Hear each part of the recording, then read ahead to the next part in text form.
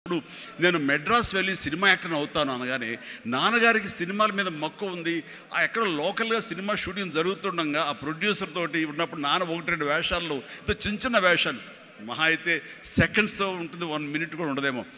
ఏ సెంటర్గా నాకు ఇది ఎందుకు చేయకూడదు, చెయ్యొచ్చురా, కానీ అది మన ఏరియా కాదు, మనకు ఎవరు తెలిసిన లేరు, అక్కడ దిక్కుముక్కు లేదు, నీకు ఎవరు ఆసటగా నిలబడతారు, బాసటగా నిలబడతారు, ఎవరిని చేయూతనిస్తారు, చాలా కష్టం.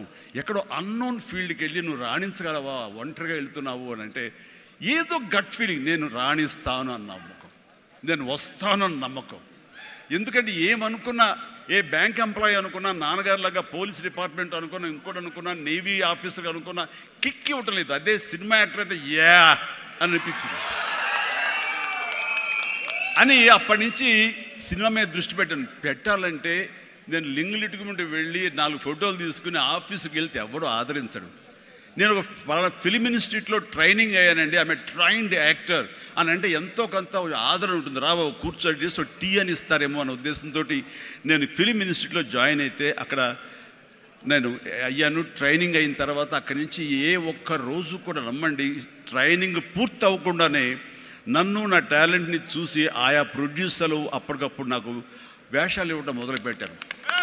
నా ఫోటోలు తీసుకుని ఏ ఆఫీస్కి వెళ్ళలేదు, ఏ ఆడిషన్స్కి వెళ్ళలేదు నాకు, బట్ ఒకటే ధ్యేయం, ఎస్ అని. ఆ టైంలో అందరూ తెలుసుకోవాల్సింది, మీ వర్క్లో కూడా తెలియకుండా పాండీ బజార్ వెళ్ళేవాడిని ఎప్పుడైనా. అక్కడ వెస్టర్న్ ఇంట్రెస్ట్ నుండి డిస్గస్టెడ్ పీపుల్, ఫ్రస్ట్రేటెడ్ పీపుల్ అక్కడ ఉండే కాఫీలు టీలు తాగేవాళ్ళు. నేను అక్కడికి వెళ్ళేవాడిని. కొంతమంది కలిసి, ఏంటి కొత్తగా వచ్చావా, ఏం చేస్తున్నావు, సినిమాల వేషం ట్రై చేస్తానని, ఇంకా ఇన్స్టిట్యూట్లో ట్రైనింగ్ అవుతున్నాను. ఆహా అబ్బో, రైట్ రారా, వీడు చూడు ఎంత అందంగా ఉన్నాడో, కొట్టేరు లాంటి ముక్కు, మంచి ఇది వచ్చేస్తూ, వీడికే దిక్కు ముక్కు లేదు, సోసోగా కనిపించే నీకేంటయ్యా, ఇదో ఇక్కడ అక్కు ఆశ పెట్టుకోకు, ఇక్కడున్న ప్రతి ఒక్కళ్ళు కూడా సినిమాల్లో ఏదో ప్రయత్నం చేసిన వాళ్ళే, ఇక్కడ నా అనేవాళ్ళు ఎవరు లేకపోతే నువ్వు రాణించలేవు అని చెప్పినప్పుడు చాలా డిసప్పాయింట్ అయిపోయేవాడిని, సల్క్ అయిపోయేవాడిని, కుంగిపోయేవాడిని. అలాగే రూమ్కి వెళ్ళేవాడిని, ఆ రోజంతా నిద్ర పట్టేది కాదు. నిజమా అనేది, నేను ఏదైతే ఆశలు ఏదైతే మనసులో పెట్టుకుని నేను అవుతాను నమ్మకం ఉందో ఆ నమ్మకం సడిలిపోయేది, బ్రేక్ అయిపోయేది, కూలిపోయేది. అప్పుడు నేను ఒక్కడనే, నాకు ఆంజనేయ స్వామి ఒక్కడే నాకు ఉండేవాడు. ఆయన దగ్గరికి వెళ్ళి ఆయన ప్రార్థించున్నాను, ఆయనతోటే నేను కాన్వర్స్ చేసేవాడిని, ఆయనతోటే సంభాషించేవాడిని. ఆయనతోటి నేను ఏది మాట్లాడినా సరే ఆయన నాకు బదులు చెప్తున్నట్టుగా అనిపించేది. నేను ఎవరు వెళ్ళమన్నారా అక్కడికి, నెగిటివిటీ ఫీల్డ్లోకి? నీకు పాజిటివ్ కావాలి, ఎక్కడైతే నీకు పాజిటివిటీ ఉంటుందో నీ పాజిటివ్ ఫీలింగ్ని, నీ ఎయిమ్ని అది ఎన్హాన్స్ చేస్తుంది, స్ట్రెంగ్తన్ చేస్తుంది.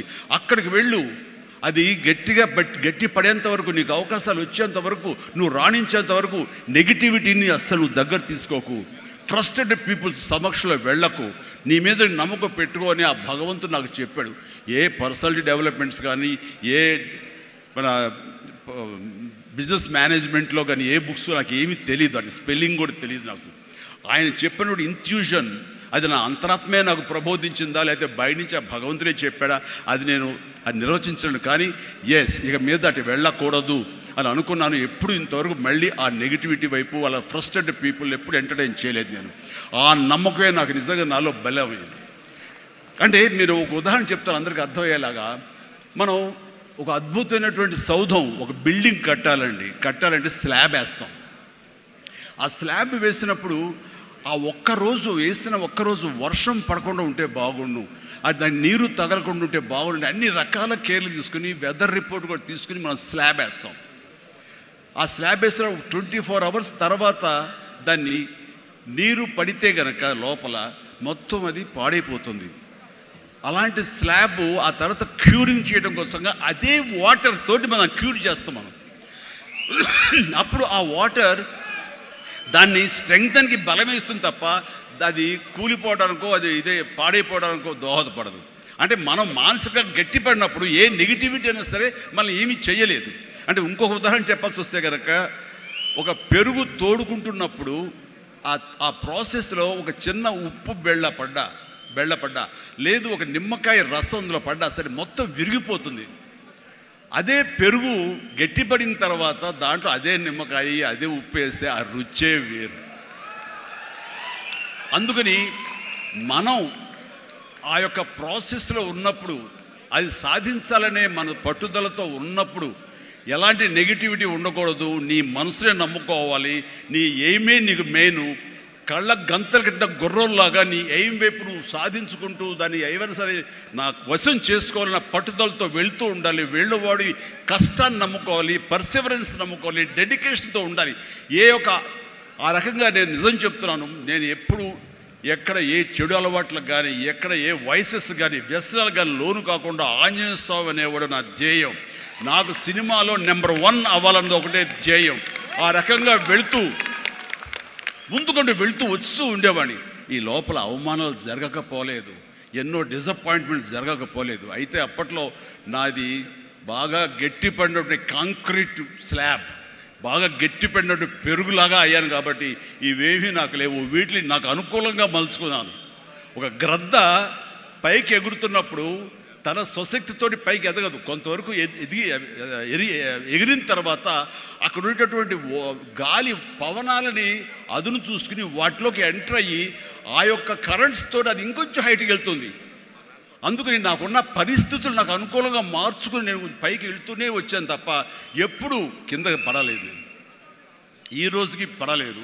సినిమా ఇండస్ట్రీకి అంత ఇదిగా ఉన్నానంటే నాకు నేనుగా ఏర్పరచుకున్నటువంటి, నాకు నేనుగా చూసిన ఫిలాసఫీ తోటి ఆ యొక్క దీంతో ముందుకు వెళ్తూనే వచ్చాను. అంటే చాలాసార్లు చెప్పాలంటే ఎన్నో డిసప్పాయింటింగ్ జరిగింది నాకు. అంటే ఒక సినిమాలో నన్ను బుక్ చేసి మహానటుడు రామారావు గారితో అప్పట్లో ఒక సినిమా చేశాను, తిరుగులేని మనిషి అని. దేవి ప్రసాద్ గారు ప్రొడ్యూసర్. అందులో నేను, ఫటాఫట్ జయలక్ష్మి, ఆయన, రతి అగ్నిహోత్రి చేశారు రామారావు గారితో. ఆ సినిమాలు చాలా బాగా చేశాను. రామారావు గారి పక్కన మరొక హీరోగా నాకు అవకాశం వచ్చింది. అంతా ఎర్లీ స్టేజ్లోనే అనుకుంటాను. నాకు ఆ సినిమా ఫెయిల్ అయింది.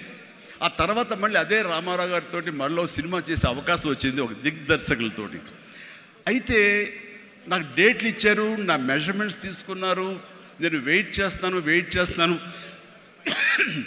కానీ నా పేరు లేకుండా మరొకరి పేరుతోటి ఆ అనౌన్స్మెంట్ అయ్యేసరికి ఎక్కడ డిసప్పాయింట్మెంట్ వచ్చింది. ఏంటిది అని ఆ రోజున ప్రొడ్యూసర్ని పిలిచి, ఇదేంటండి షెడ్యూల్ స్టార్ట్ అయిపోతుందంట, నాకు డేట్లు చెప్పారు, నేను ఆ డేట్లు ఎవరికి ఇవ్వకుండా నేను ఇక్కడ దాచిపెట్టాను, నేను ఎదురు చూస్తున్నాను అంటే, సారీ చిరంజీవి గారు, ఎలా చెప్పాలో తెలియక మేము టైం తీసుకున్నాము. ఎందుకంటే పోయిన సినిమా మీది ఫ్లాప్ అయింది కదా కాంబినేషన్లో, అందుకని దానికి గ్లామర్ ఉండదని మీరు వద్దనుకున్నావు అని. ఆ విషయం చెప్పచ్చు కదండి అని అంటే, ఆ టైంలో నేను నాతో సినిమా చేస్తే సినిమా ఫెయిల్ అవుతుందని ఒక బ్యాడ్ ఇది నా మీద స్ప్రెడ్ అయ్యే అవకాశాలు ఉన్నాయి. ఈరోజు సోషల్ మీడియా, ఆ రోజు ఇంత మీడియా లేదు కాబట్టి కానీ, లేదంటే ఎంత బ్యాడ్ అయ్యేదంటే నన్ను తిరిగి ఇతనితో ఎవరైనా చేస్తే సినిమా ఫెయిల్ అవుతాయి, ఇది ఒక ఐరన్ లెగ్ అనే పరిస్థితి వచ్చేసరికి ఎక్కడో మళ్ళీ జంకాను. కానీ గ్రద్దలాగా నాకు అనుకూలంగా ఉన్నటువంటి అవకాశాల పవనాలని అదునుగా చూసుకుని నేను ఎదిగాను. దాన్ని పాజిటివ్గా తీసుకున్నాను. ఎవరైతే వద్దులే ఈ సినిమా చిరంజీవి వద్దులే అని నన్ను పక్కన పెట్టి అనుకున్నారో అలాంటి వ్యక్తితోటే నేను రామారావు గారి కంటే ఎక్కువ సినిమాలు ఆయన నాతో చేసేలాగా చేసుకున్నాను. అత్యధిక సినిమాలు రామారావు గారు చేస్తే ఆ మహానుభావుడు, ఆ దర్శకుడి దగ్గర, అదే దర్శకులు వారు నన్ను భుజం పట్టి నన్ను పైకి తీసుకుని ఆయనకంటే 4 సినిమాలు ఎక్కువే చేశారు నాతోటి. అది పరిస్థితుల్ని మనకు అనుకూలంగా మలుచుకోవటం, మార్చుకోవటం, తద్వారా మనం ఇంకొంచెం పైకి వెళ్ళటం అనేది. ఆ రోజున డిసప్పాయింట్ అయిపోయి నీ కసి లేకుండా, లేదా ఆ కసిని నెగిటివిటీ పెట్టి మార్చుకుంటే కనుక అది నిన్ను తినేస్తుంది. నువ్వు ఇలాగే ఉండిపోతావు, అలాగే దిగజారిపోతావు, అలాగే కనుమరుగైపోతావు. అలా కాదు, మనం ఎదురు తిరగాలి, పరిస్థితులు మనం అనుకూలంగా మార్చుకోవాలి. అందునే గ్రద్ద ఫిలాసఫీ నాకు ఫిలాసఫీ. అండ్ ఎదిగాను, పైకి వెళ్తూ వచ్చాను. ఆయన దగ్గరే నా రికార్డులు ఉన్నాయి. అది నా ఫస్ట్ సినిమా ₹1 కోటి చూసిన సినిమా అదే. నా రెమ్యునరేషన్ కాదు సుమా, సినిమా బడ్జెట్ 75 లక్షలు వస్తే కనుక బ్రహ్మాండ బడ్జెట్ ఎంతో రెవెన్యూ అనుకునేవాళ్ళు. ఫస్ట్ ₹1,00,00,000. నా తోటి హీరోలు కూడా ₹1,00,00,000 తెలుగు సినిమా అనే లెవెల్కి వెళ్ళింది. అక్కడి నుంచి కోటి అనేది మామూలు అయిపోయింది. ఒక్కొక్క ఏరియాలోనే ₹1,00,00,000, ఆ తర్వాత నా రెమ్యూనరేషన్ కోటి పైబడి అలా అంచెంచుగా ఎదుగుతూ వచ్చారు. నేనేమన్నానంటే మీ బలం మీ పాజిటివ్ థింకింగ్, మీ బలం మీ కన్విక్షన్, మీ బలం మీ ధ్యేయం నుంచి పక్కదారి పట్టకపోవటం. మీరు ఎవరైనా సరే మీ ఎయిమ్ ఏంటి అనే దాన్ని మీరు ఫిక్స్ చేసుకోండి. ఆ ఎయిమ్ని వెళ్ళటం కోసంగా దారులు వెతుక్కోండి. అవకాశాలు ఇలాగ అబండెంట్గా ఉంటాయి. వాటిల్లో మనకు కావలసిన అవకాశాలు, మన ధ్యేయానికి లక్ష్యానికి దగ్గరగా ఉండే అవకాశాలు మనకి పాపపై కనపడుతుంటాం. ఆ పాపపై కనపడే దాన్ని మనం గుర్తించగలగాలి, వాటిని ఎంబ్రేస్ చేసుకోగలగాలి, వాటిని మనకు అనుకూలంగా మనం మలుచుకోగలగాలి, అవి మనం బలంగా చేసుకోగలగాలి, వెళ్ళాలి. ఇనీషియల్గా వెళ్ళినప్పుడు డబ్బే సంపాదించుకోండి. డబ్బే కాదు ప్రధానం, నిలదొక్కుకోవడం ప్రధానం. మన ఎయిమ్ వైపు మనం వెళ్ళటం అన్నది అది ప్రధానం. వెళ్ళిన తర్వాత డబ్బు ఆటోమేటిక్గా వస్తుంది. అనుకున్నావా ఇంత వస్తుందని, ఆ తర్వాత డబ్బునే పెంచుతుంది. సో నేను అలాగే వెళ్తూ వచ్చాను. నిలదొక్కుకోవాలి, ఇక్కడ నెంబర్ 1 అనిపించుకోవాలి, నా స్థానం సుస్థిరం. ఇది లేకపోతే నేను బయట నయా పైసాకి పని చేయను. ప్రైమ్ టైం నా లైఫ్లో అయిపోయింది కాబట్టి ఇక్కడ ఏమైనా సరే అని ఆ రకంగా వెళ్ళాడు. ఎక్కడ ఈగోకు వెళ్ళకుండా, ఎక్కడ హర్ట్ అవ్వకుండా, వాళ్ళు నన్ను సినిమాలను తీసేసరే, నన్ను కాదన్నారే అనే కోపం కంటే కూడాను వాళ్ళని ప్రసన్నం చేసుకోవాలి. వాళ్ళు మళ్ళీ అతన్ని మనం బాధ పెట్టుంటామేమో కదా అని వాళ్ళ మనసుల్లో వాళ్ళు వాళ్ళు గిల్ట్ ఫీల్ అయ్యేలాగా చేసి నెక్స్ట్ ఏమైనా సినిమా చేయాలయా అని అనిపించేలాగా నా బిహేవియర్ ఉండేది. ఆ బిహేవియర్ తోటి వాళ్ళ ఆఫీస్కి వెళ్ళి కూర్చునేవాడిని.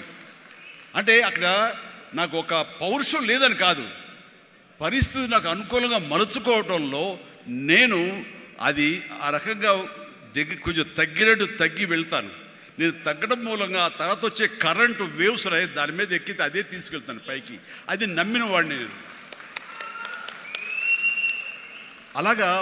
అలాంటి దర్శకులతోటి, ఆ దర్శకులతోటి నేను హైయెస్ట్ సినిమాలు చేశాను అన్నది ఈ రోజున వాస్తవం.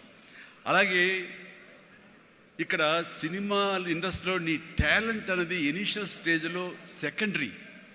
How you behave, how you cooperate with the producers. So all the time how you look in to their benefit, వాళ్ళ బాగులు ఎలా చూసుకుంటావు, వాళ్ళకి లాభం రావాలి ఎలా చూసుకుంటావు అనే దాని మీద దృష్టి పెడితే అది నిన్ను మరింత దగ్గర చేర్చుకుంటుంది. రామారావు గారి ఎగ్జిట్ తర్వాత, ఆయన పాలిటిక్స్కి వెళ్ళిన తరువాత ఒక గ్యాప్ లోపల ఉన్నారు మహానటులు ఎంతోమంది ఉన్నారు. శోభన్ బాబు గారు, కృష్ణరాజు గారు, కృష్ణ గారు, నాగేశ్వర గారు అందరూ ఉన్నారు. ఆ టైంలో ఒక కొత్త వాటికి ఛాన్స్ రావడం అనేది ఎంత కష్టం అనేది నేను ప్రత్యేకించి చెప్పక్కల. ఈ రోజుల్లో మాత్రం కాదు. ఆ రోజుల్లో ఏంటి అంటే నా టాలెంట్ ఉంది కదా ఎస్ అని అనుకుంటే కుదరదు బాబు. నీ బిహేవియర్ కూడా దానికి అడిషనల్గా యాడ్ అవ్వాలి. మనం కొంచెం ఏంటంట అని అన్నామనుకోండి, అబ్బో వీడితో ఎక్కడ పడుతున్నా బాబు, వద్దురే బాబు, ఆల్టర్నేటివ్ చూడండిరా అనేలాగా వాళ్ళ మైండ్ సెట్ ఉంటుంది. మనలాంటి నటులు ఎంతోమంది ఉంటారు. బట్ వాళ్ళలో మనం బెస్ట్ ఆప్షన్ అంటే అపార్ట్ ఫ్రమ్ అవర్ హిస్టానిక్ టాలెంట్స్, మనకున్న నైపుణ్యం కంటే కూడా మన వ్యక్తిత్వం అని కూడా అక్కడ చాలా చాలా ప్రధానమైన పాత్ర వహిస్తుంది.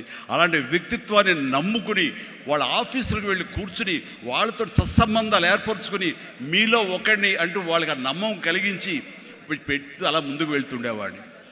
ఎలాగో ఎవాల్వ్ అయ్యాను అంటే నన్ను ఇండస్ట్రీ నాకు చేయూతనిచ్చి ఇండస్ట్రీ నన్ను పైకి ఎదిగేలా చేసింది అనే దానికంటే నన్ను ప్రేక్షకులు ఫస్ట్ వాళ్ళను గుర్తించారు.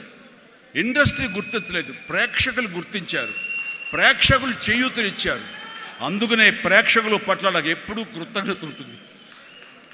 ఇది మీకు అర్థమయ్యేలాగా తేటతెల్లంగా చెప్పాలి అంటే రామారావు గారు ఎగ్జిట్ తర్వాత ఎవరు అంటలో 2-3 పోటాపోటీగా నిలబడి ఉన్నప్పుడు లక్ష్మీ ఫిలిం డిస్ట్రిబ్యూటర్స్ అని విజయవాడలో ఉండేవాళ్ళు. అప్పట్లో ఇప్పట్లాగా బయింగ్ అలాంటివి లేవు. ఏరియాల వైజ్ కొనటం సినిమాలు లేవు, బయర్ సిస్టమ్ లేదు, ఓన్లీ డిస్ట్రిబ్యూషన్. అంటే డిస్ట్రిబ్యూటర్ అనేవాళ్ళు బెజవాడ నుంచి వచ్చి ఎవరెవరు ఏ సినిమాలు తీస్తారు, కథలు నచ్చితే కనుక ఆ కథకి ఇంత బడ్జెట్ ఇచ్చేవాళ్ళు. ఆ బడ్జెట్ తోటి సినిమాలు తీసేవాళ్ళు, అందులో లాభాలు ఎంతో మిగుల్చుకొని మిగతా వాళ్ళు డిస్ట్రిబ్యూటర్స్ వాళ్ళు డిస్ట్రిబ్యూట్ చేసుకుని ఆ వచ్చే డబ్బు వాళ్ళు పంచుకునేవాళ్ళు. ఇది సిస్టమ్.